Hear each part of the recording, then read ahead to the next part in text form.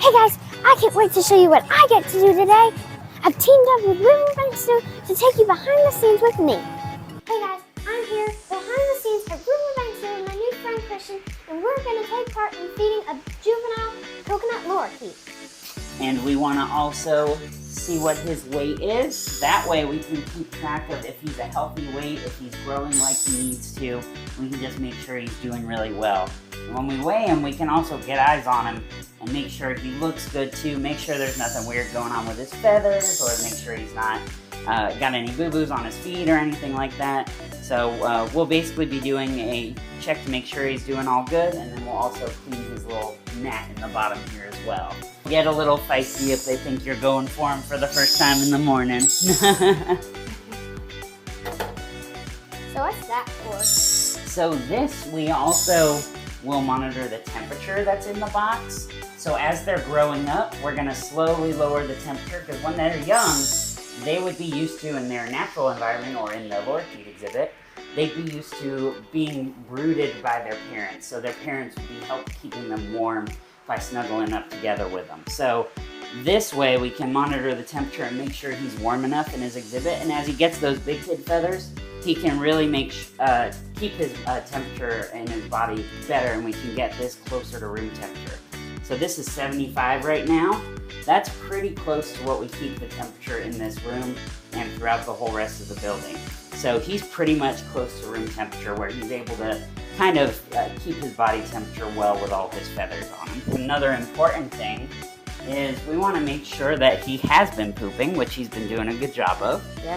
If we don't see poop, that means we might be dealing with a bird who maybe is having a little trouble processing his food, or he's not processing it quite right. So we want to monitor that as well, make sure he is in fact processing everything correctly. Coconut lorikeets like the one behind me live in Australia and Papua New Guinea, and usually in captivity live 16 to 20 years. We check for birds have a crop, which is basically a little pouch as part of their digestive system where they'll store food until it's time to process that food. So we'll check that crop, make sure he doesn't have a full crop, or we'll just check how full it is. Ideally, we would come to him in the morning where he has kind of an empty crop and he's ready to eat, because that, again, is another example of how we know that they're processing their food pretty well. So I'm going to weigh him here. 129.48, so that's really good. Hey, Papa. Only about a gram. We put him in a clean box, and we're going to get his food ready for breakfast. As you can tell, he's hungry. Formula, basically we're going to do a mix of that KT powder, which I'm going to grab from our fridge in a minute. We're going to mix it with water, and then we're going to feed it to them. Now, as they get older, they basically go from more of a liquid to a little bit of a thicker food, so they can build up to eating solid foods. Yeah. Just like baby humans would. They start with like just milks and stuff and the formula, but as they grow older, they're able to take on more solids. So our lorry chicks are just like feeding our human friends. Okay, so while that's heating up, I'm going to prep their KT.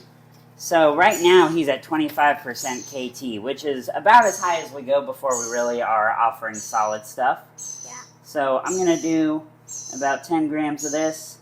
Since he's just learning to eat from the cup, he makes a little bit of a mess, so I'm going to prep a little bit more than what he necessarily needs for the morning.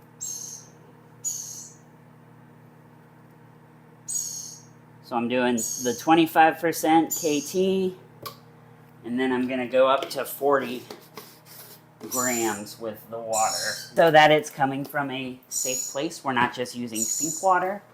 So I'm going to pop a little hole in the top of this water bottle. And we're just going to mix this kind of good and get it up to the 40 grams. It's an easy way to get it in. Would you drink that? Probably not. I'm sure it would be, or well, I know it would be safe. It's just not going to be very yummy. Basically, Frugivore is just a fruit mix. So they have some supplemental pellets here. They also have banana, apple, grape, blueberry, and a couple other goodies in there. And that's going to be a frugivore mix that my adult lorikeets get. So they get this a little bit, especially as they're getting used to things. Right now, he's mostly just messing with the nectar, not tons with the solids, but he's still a young bird, so that's okay that he's not quite messing with it yet. Yeah. Question, what is the hardest part about raising lorikeets? So one of the hardest parts for hand raising these lorikeet chicks is you get all types of different personalities. And when you're feeding the lorry chicks, sometimes you get birds that are really, really good and excited about taking the food from the humans, whether it's through the syringe, which we'll use a little syringe at first, or just eating from the cup, which is the stage he's at. But some birds really don't like the syringe as much, or it takes time for them to get used to it. And going around and making sure that they're comfortable enough to eat from us is really a big part of being successful with them. Now, we still have really good success. Sometimes it just takes some of the young lorikeets a little bit of time to get used to this new feeding, because they're used to eating from their parents from that 1 month period. So it's a little bit weird to suddenly have this human who's in front of us trying to feed them. Nectar powder. So basically it's like a variety of nutrients and supplements with some bee pollen and such. Basically just what they would eat in their natural habitat in powder form. Like, and we're going to add some water to it as well. But basically we want the temperature of the food under typical circumstances when they first come up at least to be somewhere around 102 degrees to 108 degrees, because it would be warm coming from the parents when the parents are feeding. So we want them to be, again, comfortable with that temperature as well. And that's part of the importance of the temperature of their exhibit as well. So it's multiple things that we can kind of be like, okay, what can we adjust to make him comfortable enough to eat from us? Again, he's a little bit older now, so he's doing a little bit better as far as just taking the food. This was also a very good lorikeet as far as eating goes. We had some other ones earlier in the season that were a little more challenging because it was a little bit weirder for them, where this guy kind of was a rock star right off the bat.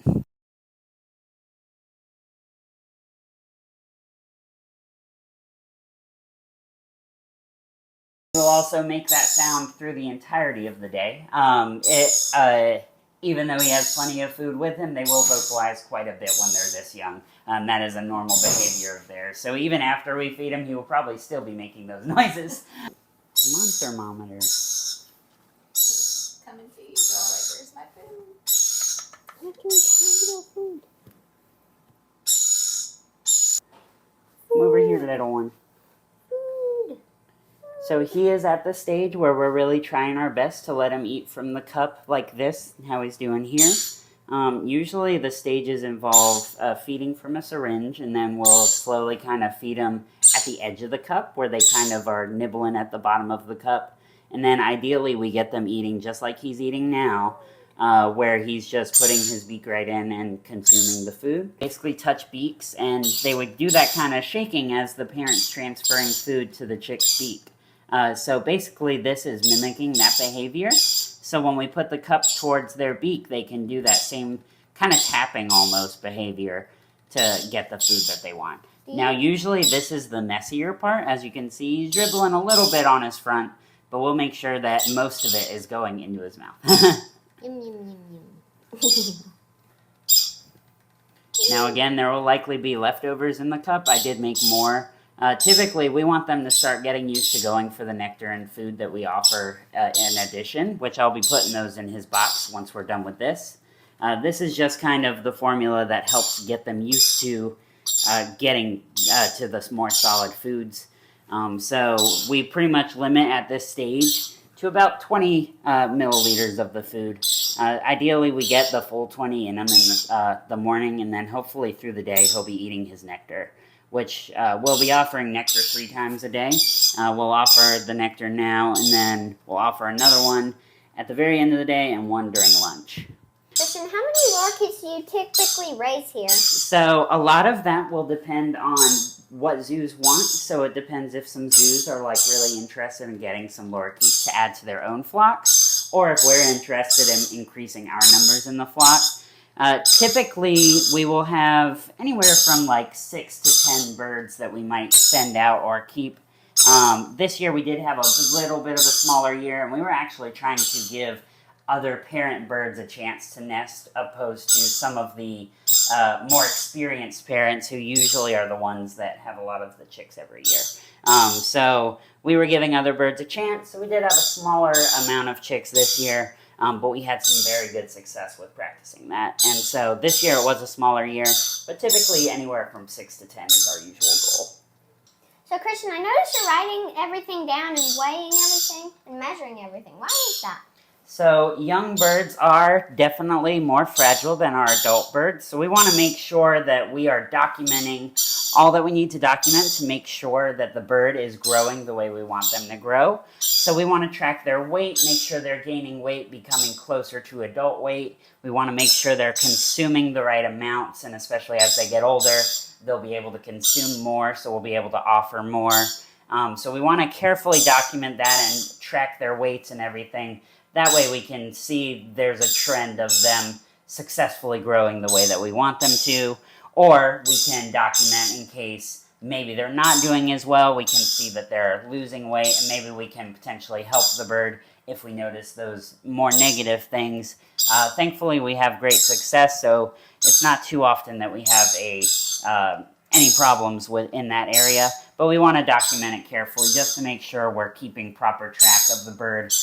Especially, we don't want something to suddenly happen and there be no record of, how his weight was doing, how he was doing, and what he was eating. So we just try and carefully track that so we're aware of his progress. We don't want them to be, so socialized that they're unbothered by us, so we still have to take precautions to make sure they're not going to bite us as keepers. But we also know how to handle them well, and it does give them a level of being used to us so that they're not, say, terrified after they maybe got caught up to be weighed or for a medical thing. They're not terrified the next time I walk into their opening. They're comfortable with our presence being there. Is this a male or a female? So when we get our lorikeet chicks, we won't be able to tell right away because they are not what's called dimorphic, which means the male and females look exactly the same.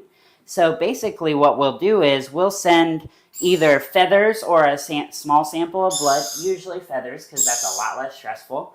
And we'll send those feathers out to some genetics people who will be able to tell us from the feathers whether it's a male or a female. And then when we get those reports back, we'll be able to document that in our records as well. As far as the gender, usually that's going to be a couple months in. So this guy's probably at the stage where we could pull a couple feathers and go ahead and get his age or his gender. But at this time, we don't know this one's. We do have our 2 older ones from earlier this year that were both girls. So we do get it relatively young in their progression, but he's just getting to that point where we could probably pull feathers. If it's a boy, can we name it Joel? Well, I bet you we could. So we have to follow some rules with namings. Either it has to do with the birds and where they're from, or it has to be part of their story. And this bird got to meet Joel, so we could probably manage doing that. As far as naming our other birds, typically we won't name too many birds unless they are joining our flock here. Those names are usually picked by me and then they're approved by higher-ups.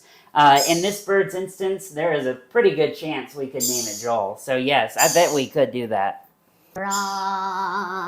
He's had his formula, so now what's next? So what's next is I'm going to offer him that nectar and that harder food for him.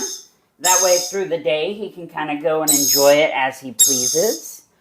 And then we're going to clean up his face a little bit. So I'm going to get a rag. I'm going to wet it with some of that warm water we just used. And I'm just going to clean his beak. That way it doesn't get gross and messy, especially all over his feathers and feet.